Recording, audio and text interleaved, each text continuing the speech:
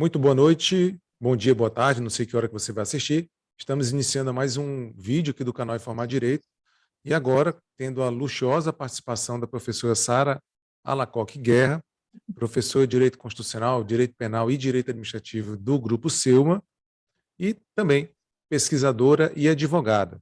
Hoje ela vai trabalhar conosco uma temática muito relevante e muito cara a quem lida, né, com a política criminal de guerra às drogas, só que a professora Sara vai focar na questão referente à seletividade racial que é inerente a essa política que o Brasil vem adotando há muito tempo. Então eu vou deixar a professora Sara mais à vontade, iniciando pedindo a ela que se apresente, fale um pouquinho da sua trajetória e depois a gente entrando diretamente no tema do seu trabalho. Eu gostaria de deixar aqui a minha gratidão registrada para ela e por inaugurar esse quadro aqui no nosso canal. Professora, boa noite, seja bem-vinda. Boa noite, professor, boa noite aos colegas que estão aqui presentes, nos vendo, nos ouvindo, e aqueles, né, que futuramente também farão o mesmo. Como o professor anunciou, meu nome é professora Sara Guerra, eu sou professora no Selma, fiz meu mestrado em Ciências Criminais na PUC, do Rio Grande do Sul, em específico em Criminologia e Política Criminal. Sou especialista em processo penal e agora estou terminando doutorado em Direito Público pela Unicinos, bolsista CAPES, pesquisadora CAPES, sob a orientação do professor Miguel Vedi. Eu já trabalho com o tema de drogas já há algum tempo, acredito que desde o começo da minha trajetória acadêmica.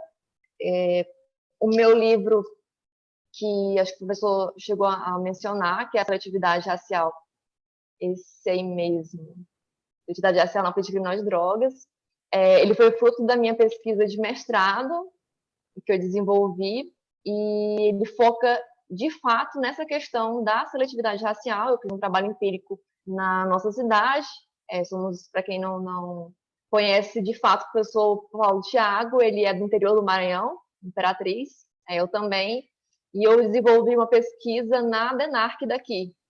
Eu analisei inquéritos de alguns anos, tanto na fala dos policiais no momento do flagrante, do inquérito, como também no número de apreensões dos flagrantes. E, a partir disso, eu construí o meu trabalho, tendo como referencial teórico ali a criminologia, principalmente os viés do interacionismo simbólico, e também relacionado à política criminal de drogas. Tudo voltado para essa questão racial, né? Então, acredito que casa bastante com a proposta que o professor quer abordar na noite de hoje. No doutorado, eu ainda sigo pesquisando sobre a política criminal de drogas, mas agora eu tentei dar um outro olhar, tentei dar um olhar mais de gênero, porque trabalhar, né, com grupos que por muito tempo eles vieram a ser marginalizados na sociedade, a gente consegue perceber que nós não podemos fazer cisões muito específicas sem trabalhar as outras. Como assim? Eu não posso falar só de gênero sem falar de raça. Eu não posso falar só de raça sem esquecer o gênero, né? Então, são perspectivas que elas devem ser abordadas em conjunto, e foi a minha ideia de continuar nessa linha no doutorado, né? Agora, trazendo a perspectiva de gênero, né? Se o professor quiser pontuar alguma coisa, para a gente começar nossa conversa, né, que vai ser um pouco mais informal, acho que a ideia será essa. Professora, a gente que tem assim um pouco mais de curiosidade sobre a temática, percebe que há muita, eu diria, muito mito, né, envolvendo o assunto, porque a maioria das pessoas que não é da área da pesquisa, e até mesmo, veja, o pessoal da área profissional do direito, né, acaba tendo um olhar muito moralista, né, ou moralizante sobre a questão das drogas. Então, nunca não há uma certa permissão para que esse olhar mais científico, mais técnico, possa tomar maior espaço, né, nesse debate. E é muito comum que se tenha, justamente, principalmente por meio dessas campanhas estatais, e também o próprio cinema, né, ele acaba colaborando para isso, que se tem um olhar muito maniqueísta sobre o assunto, né, que as drogas seriam um grande mal da sociedade. Na sua pesquisa sobre a política proibicionista, o que a senhora pode trazer para a gente e que venha justamente a desmontar esse olhar que foca um problema justamente na substância X ou Y, né? E até mesmo no problema que a gente tem quando você trabalha com rol, né, que elenca algumas substâncias como proibidas, mas que deixa, por exemplo, de fora outras que têm um histórico também de causar problemas quando são consumidas sem o mínimo de controle. Eu acho que o professor agora tocou num ponto muito sensível, que essa questão moral relacionada às drogas, que desde logo a gente consegue perceber é, o quão grave, o quão maléfico é esses mitos e essa até falsa moralidade relacionada às drogas. Por quê? Primeiro, se você se restringe a, a ter como a sua moral algo absoluto, você não consegue pesquisar, se informar sobre determinado assunto. Drogas, elas foram demonizadas, nós temos toda a história da droga, nós conseguimos perceber que elas foram demonizadas até o momento em que elas não faziam, que elas não tinham alvo, determinados grupos sociais, elas não importavam. Mas a partir do momento de guerra às drogas, de demonização, principalmente com imigrantes, negros, os chineses, os mexicanos, começou-se a selecionar determinados grupos, começou-se uma guerra às drogas, começou-se uma demonização das drogas, e tendo público-alvos específicos, com propósitos específicos, né? Então, a gente consegue ver que quando a gente se restringe à moral, não sou a favor das drogas porque acho errado, acho certo, essa questão maniqueísta. Você se restringe a pesquisar a própria história da droga. Ou você se restringe a pesquisar os malefícios da proibição. Por que os malefícios da proibição? Porque pela droga ela ser proibida, ela não passa por critérios de avaliação da Anvisa. Você não sabe o que você está ingerindo. Por ela ser proibida, ela dificulta a busca de ajuda pelo próprio usuário, pelo próprio dependente químico. Como que nós vamos pedir para uma pessoa que ela é dependente química, um ser vulnerável, falar, olha, eu estou praticando um crime, tá? Mas aí eu quero ajuda. Então você está dizendo uma pessoa que para ela ter ajuda, primeiro ela vai ter que confessar um crime? Porque outro mito, né? Dizem que o uso de drogas no Brasil ele foi descriminalizado. Não foi, ele foi despenalizado. Né? Então, ainda o uso de drogas, ainda para consumo pessoal, né? O porte para consumo pessoal, melhor dizendo, ainda é criminalizado. Então, para a pessoa buscar ajuda, buscar amparo, primeiro ela vai ter que confessar a prática de um crime. Então, ela vai carregar todo o estigma de um criminoso, infelizmente, nós temos bastante estigma negativo em relação às pessoas que usam drogas. Ah, não fala com fulano, não confia com fulano, porque usa droguinha, porque usa drogas, né? E nós temos, como o senhor bem falou, essa questão de como que nós vamos fazer essa cisão também de drogas que são proibidas e drogas que são permitidas.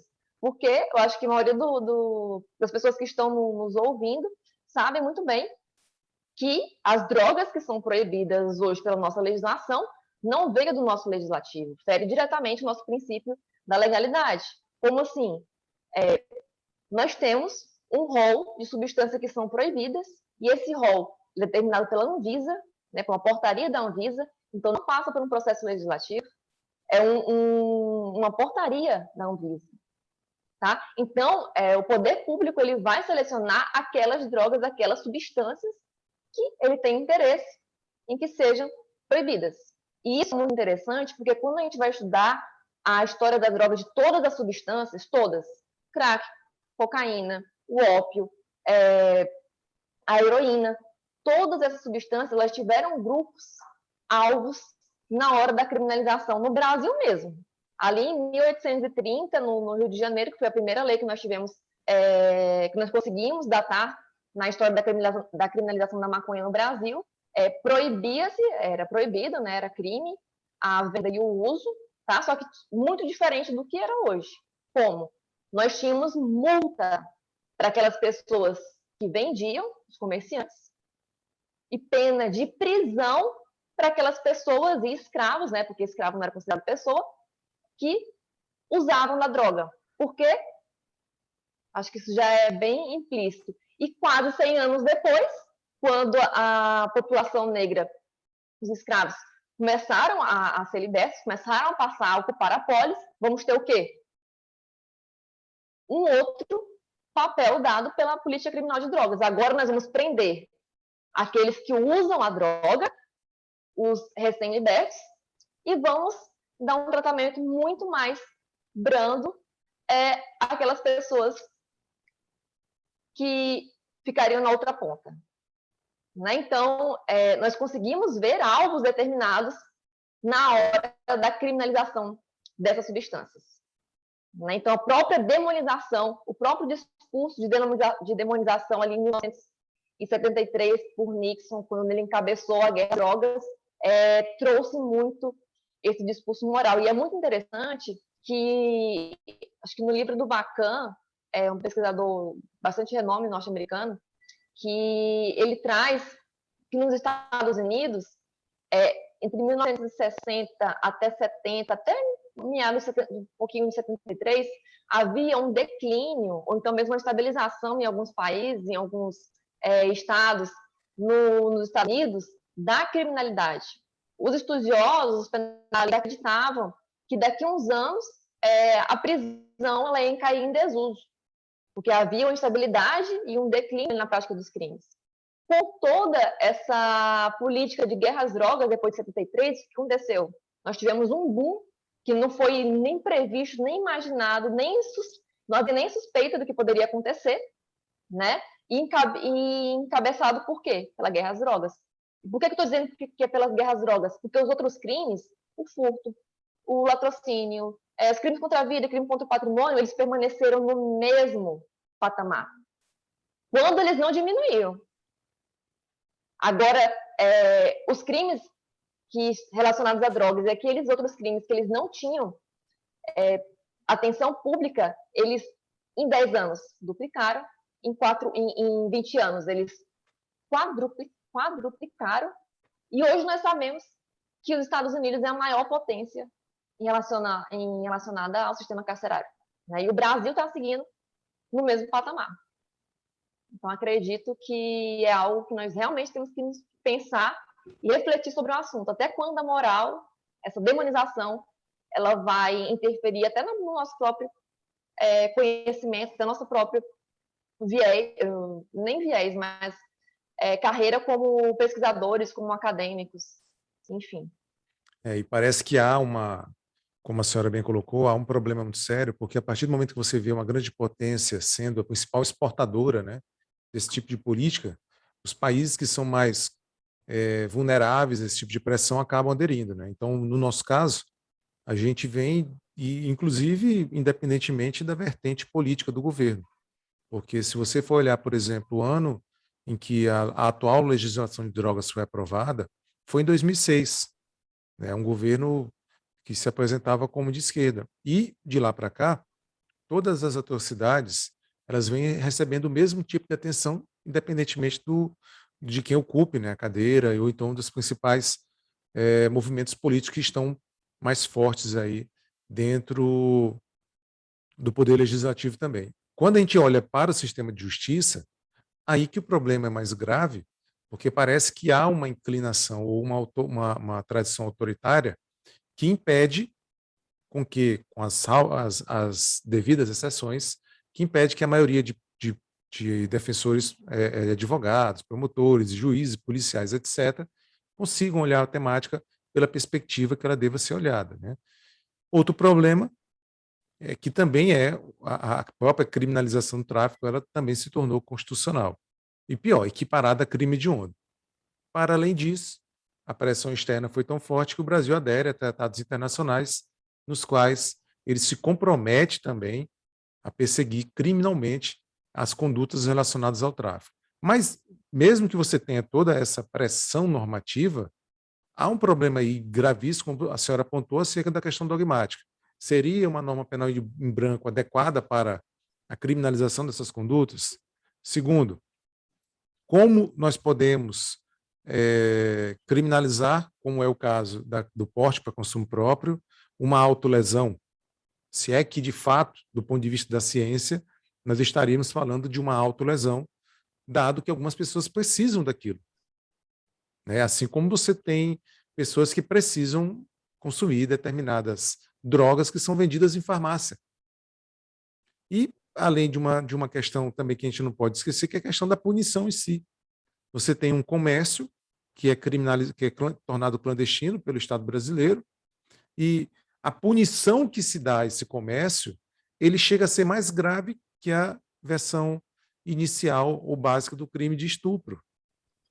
Né? Se você comparar as penas.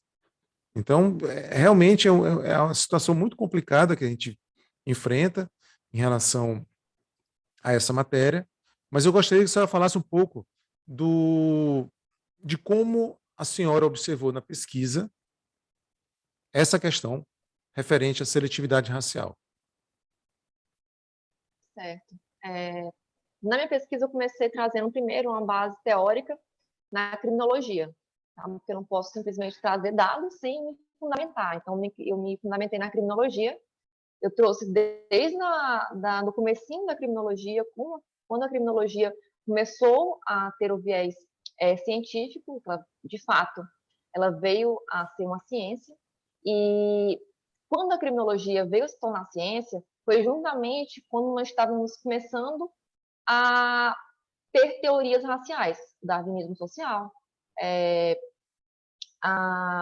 os estudos troposociológicos, o estudo das teorias raciais, enfim. Então, essas teorias, essas ciências ali, elas nasceram juntas. Tanto que o tido como o pai da criminologia, o Lombroso, ele utilizou muito do darwinismo social na sua construção teórica. Então, ele pautou-se bastante nessas questões raciais, de evolução racial, para dizer o quê? Olha, negros são menos evoluídos na escala de evolução. Logo, como eles são menos evoluídos, eles se assemelham mais aos primatas, estariam mais propensos ao cometimento de crimes. Ele fez a lógica de menos evoluído para mais propenso ao cometimento de crime. Tanto que ele fez uma pesquisa nas penitenciárias na Itália, e ele utilizou da aparência física das pessoas que estavam presas para criar um perfil da pessoa criminosa.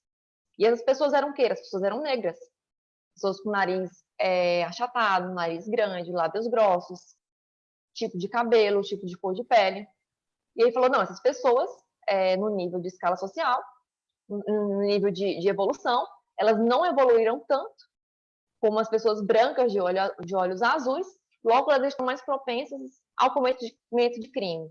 Essa primeira escola da criminologia, que é tida como um viés etiológico, um viés biológico, determinista, é chamada de escola clássica, os alunos devem saber, e só muitos anos depois, em 1960, conseguiu-se ter uma outra visão. Né? Nós saímos ali do estudo do crime no criminoso, né? Porque a escola de Lombroso, a escola positiva, ela estudava o crime.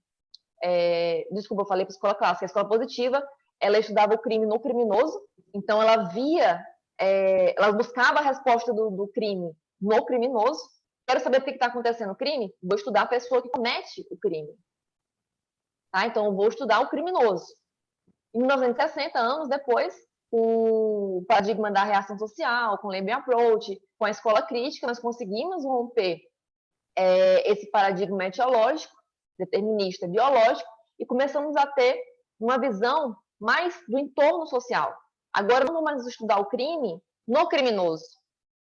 Eu vou estudar o todo, vou estudar a reação social. Quem vai dizer que é crime não é o criminoso, mas é a reação social. Então eu vou ver não porque aquela pessoa é criminosa, mas por que ela está cometendo crime. O que leva aquela pessoa ao cometimento de crime. Então, o que eu consigo observar? Que antes, na escola positiva, o negro era visto como criminoso porque ele era inferior biologicamente, e agora na escola na escola crítica, principalmente por conta da lógica da seletividade racial, né, na dialética da seletividade. Aquelas pessoas, os negros, eles ainda vão ser considerados criminosos, mas não porque eles sejam mais propensos ao cometimento de crime, como o Lombroso falava, mas porque eles são selecionados pelo entorno social. O Zaffaroni bem fala que nós não conseguimos, nós nunca iremos conseguir punir todos os crimes que são cometidos na sociedade. Nós selecionamos crimes, nós selecionamos pessoas para punir. E por essa lógica da seletividade, nós selecionamos aquelas pessoas que são mais fáceis, mais vulneráveis. Tanto que o nosso sistema criminal é um retrato disso. Quem são as pessoas presas? Por que elas são presas? Né? A própria diferenciação da nossa lei de drogas para diferenciar o usuário do traficante é um exemplo nítido dessa seletividade. São praticamente os mesmos verbos, com exceção de alguns, e logo a lei vai falar que os critérios de diferenciação para ser traficante ou para ser usuário não vai ser a quantidade da droga ou outro critério objetivo, mas critérios subjetivos, como condições pessoais e sociais do agente. O que são condições pessoais e sociais do agente? O local que a droga é apreendida. Né? Então, eu estou dizendo o quê? Condições sociais e pessoais. Né? Pobre e rico. O lugar onde a droga foi apreendida. Uma favela e um bairro nobre. São essas as condições que vão servir de diferenciação para um crime hediondo, por um crime que não tem pena de prisão? Né? Então, nós conseguimos perceber que mesmo que a criminologia crítica ela tenha rompido com esses padrões biológicos, ela conseguiu apontar, mas não conseguiu resolver, que apesar dos negros eles não continuarem, não praticarem crime porque eles são biologicamente propensos à prática disso, mas eles são o alvo do sistema penal. Tem um holofote virado para aquela população. Então, eles vão continuar sendo alvo do sistema de justiça criminal. Não porque eles são propensos à prática do crime, mas porque eles são selecionados. Eles já são o alvo da política criminal que é instituída e foi instituída há muitos anos no Brasil. E romper com essa política criminal, infelizmente, ainda vai ser um longo caminho a ser percorrido.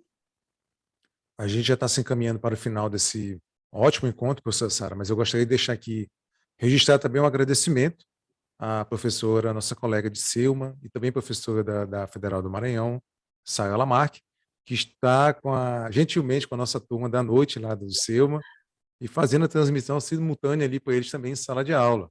Além também agradecer a presença da minha mãe, né, e de outros colegas que estão aqui em suas contas pessoais, como Vitor, a Rebeca, o Atos, a Érica, que também entrou mais cedo, e todo mundo que depois vai assistir aqui o vídeo que estará depois registrado no canal. Peço que deixe o like, não basta ver o vídeo, tem que deixar o like e se inscrever também para que novas produções sejam informadas a vocês pelo próprio YouTube. Professora, mais uma vez, muito obrigado. Gostaria de falar rapidamente aqui sobre o seu livro, tá? Que é esse aqui que eu estou mostrando. O livro da professora Sara, Seletividade Racial na Política Criminal de Drogas, Perspectiva Criminológica do Racismo. Ele foi publicado pela editora FI e tem uma grande vantagem. Você que deseja estudar mais sobre o assunto pode fazer o download gratuito da obra no site da editora. Pode colocar no Google o nome da professora Sara, o livro e o título do livro, que você vai ter acesso imediato ao site da editora e poder fazer o download dessa riquíssima obra que eu tive o privilégio de ver surgir, né, ver sendo desenvolvida. E fico muito feliz que esteja hoje uma obra devidamente consagrada aí, tanto em termos de crítica quanto de público também. Então, vou repassar a palavra para a professora Sara para que ela faça aí as suas considerações finais. Muito obrigado.